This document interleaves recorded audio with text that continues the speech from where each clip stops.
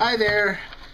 Uh, this is Michael, and I'm here to talk to you today about broadly about the concepts we've been studying throughout educational psychology, and then give you a little reflection on some of the things I've liked. Um, One of our concepts is understanding and assisting learners.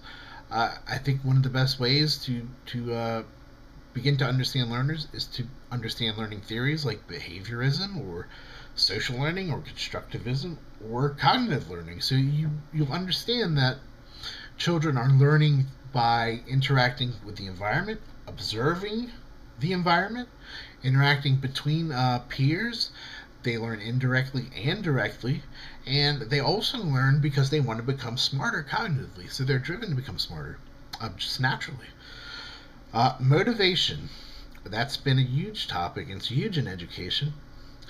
And motivating is not always easy. We naturally want our children to be intrinsically motivated, where they want to achieve things just for their personal satisfaction. It's not for anything outside a prize or a prize or praise from someone else, because a prize or a praise from someone else is extrinsic motivation, and they both have their place. Being motivated extrinsically is not necessarily a bad thing, um, but intrinsically you're motivated from within. Extrinsically you're motivated for something outside of yourself to gain something usually. We've talked about assessments in great detail. Most often we'll be doing formative assessments, because you can do formative assessments pretty much all the time. Just looking over a student's shoulder, looking at their paper, that's one way.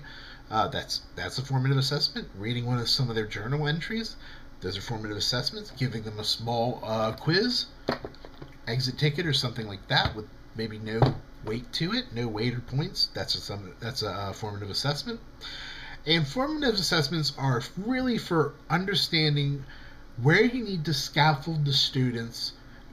What are they not understanding right now in the lesson that I need to focus on?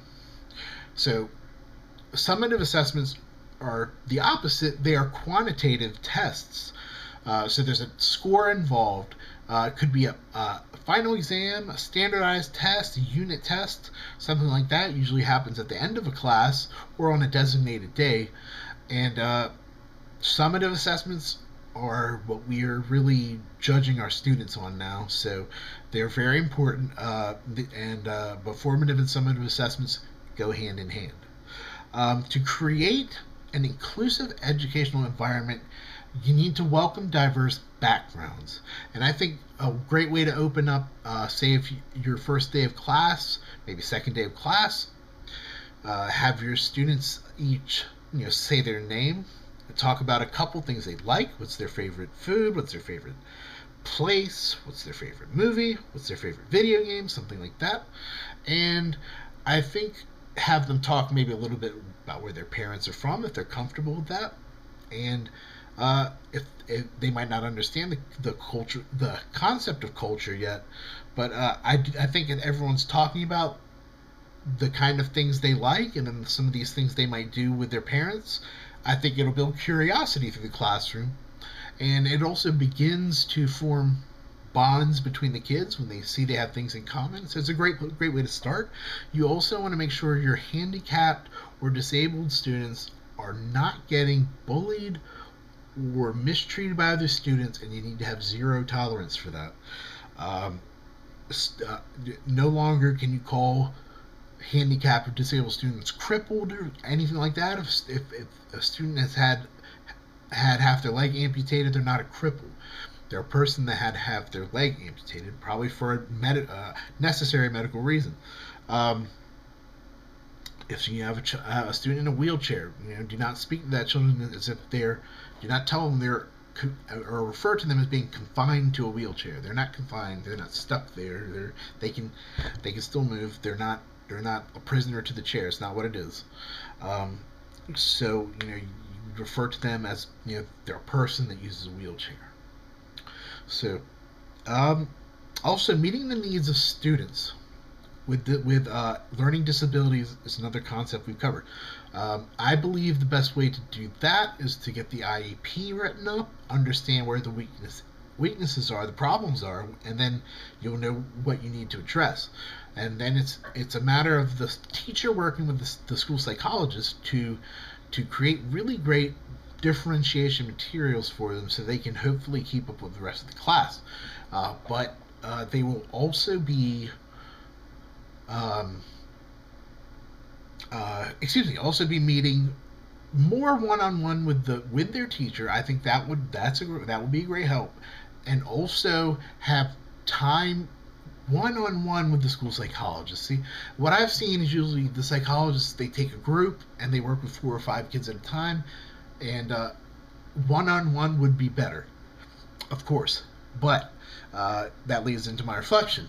So when I reflected on all these things we've covered, I feel like I really did not value the role of the school psychologist as much as I should have, and now I see how important it is, and it's really important because school psychologists can go beyond just helping special needs students. I think that every single student, special needs or not, should have time to talk with the psychologist about anything they want to talk about, because they might have something they don't want to talk to a peer about it, or their parents, or their teacher, but they want to know a little bit more, and the psychologist can help with that, help them with any problems or worries, and then maybe even get a little insight to if the child might have like some kind of psychological problem that may be budding, maybe hasn't manifested yet, but you might see warning signs.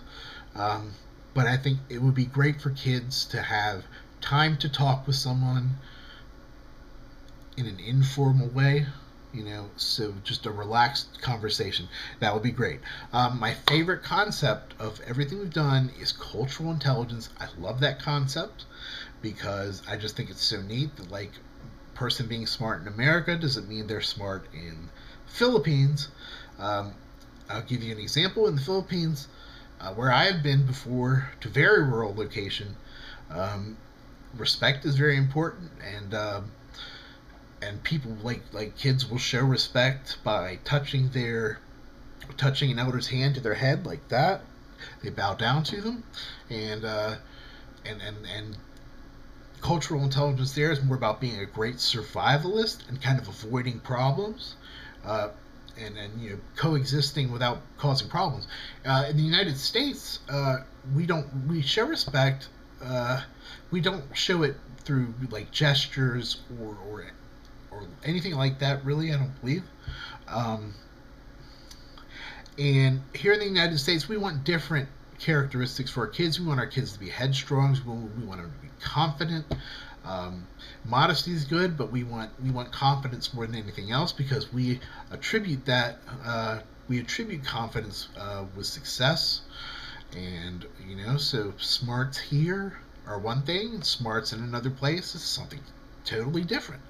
And all these different types of knowledge, all these different types of being smart, they all have their place. So it just makes me want to learn about all these different cultures, and what they think is the most important. What's the most important part of their religion or their culture, or how they live, or their goals, things like that. It's very interesting to me. Lastly, I just want to say that this was a very interesting class. I definitely loved a lot of the stuff I did. Observations and the work I did at the Boys and Girls Club went really well, and I feel like I've really began to understand this a lot better now. It came to me a little bit later than I would have hoped, but I understand it now, and I will definitely be building off of this into other psychology classes, or just through my personal research with books. But I want to thank you for your time and all your feedback. And I just want to say it's been a pleasure, and I will see you again sometime, hopefully. Good luck with all your good luck with your students, and thanks for your time again.